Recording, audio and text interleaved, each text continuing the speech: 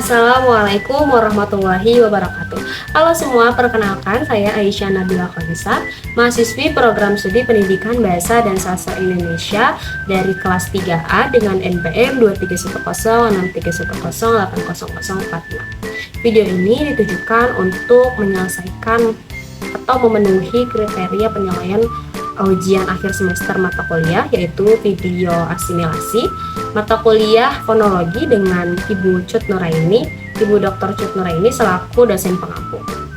Baik, saya Aisyah Nabila Khonisa, saya lahir di Bekasi pada tanggal 20 September 2005. Saya tumbuh dan besar di lingkungan yang dominan menggunakan bahasa Indonesia sebagai bahasa percakapan sehari-hari. Ayah saya asli orang Jawa, yaitu tepatnya di daerah Wonogiri. Sejak kecil saya memang belum pernah menetap di daerah tersebut, di daerah Jawa Tengah, dalam jangka waktu yang sangat panjang. Maka dari itu saya tidak dapat memahami ataupun berbicara menggunakan bahasa Jawa. Jika dilihat, saya sebetulnya memiliki potensi untuk berbahasa Jawa, berbicara menggunakan bahasa Jawa. Namun, karena adanya keterbatasan lingkungan dan juga paparan bahasa Jawa sangat mempengaruhi kemampuan saya. Meskipun ayah saya berdarah Jawa, kurangnya interaksi dan juga dengan lingkungan yang menggunakan bahasa tersebut menjadi penyebab saya tidak mampu menguasai bahasa Jawa. Sedangkan untuk ibu saya sendiri, ibu saya orang Betawi, tepatnya di daerah Jakarta. Saya lebih sering mendengar percakapan menggunakan bahasa Betawi ataupun percakapan dengan logat Betawi. Saya juga lebih sering berkunjung ke keluarga besar dari ibu saya, maka dari itu saya lebih memahami logat ataupun bahasa Betawi. Meskipun begitu, cara pengucapan ataupun cara saya berbicara sehari-hari tidak begitu terpengaruh oleh bahasa Betawi. Hal ini dikarenakan sejak kecil ibu saya sangat jarang menggunakan bahasa Betawi jika berbicara dengan saya. Nah, pilihan bahasa keluarga, bahasa berkomunikasi keluarga itu sangat mempengaruhi pemerolehan ataupun kemampuan berbahasa seorang anak.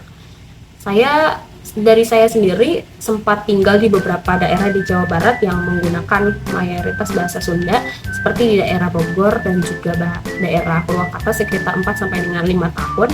Namun kemampuan berbahasa Sunda saya juga tidak bisa, atau saya tidak mampu memahami ataupun berbicara menggunakan bahasa Sunda.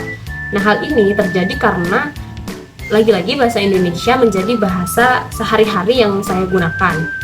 Dan di luar dari itu, dari faktor internal saya pribadi, saya tipikal orang yang sulit untuk belajar bahasa baru, khususnya bahasa daerah, apabila bahasa tersebut tidak diimplementasikan dalam percakapan sehari-hari.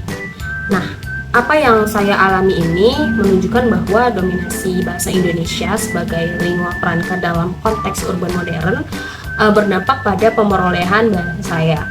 Meskipun saya tumbuh dan besar dikelilingi oleh berbagai bahasa daerah seperti Sunda, Betawi, Jawa, penggunaan bahasa Indonesia yang intensif telah membentuk identitas bahasa yang saya gunakan.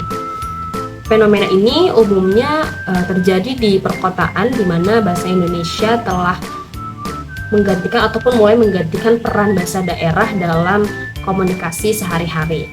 Nah, itu saja yang dapat saya sampaikan. Kurang lebihnya mohon maaf. Terima kasih. Wassalamualaikum warahmatullahi wabarakatuh.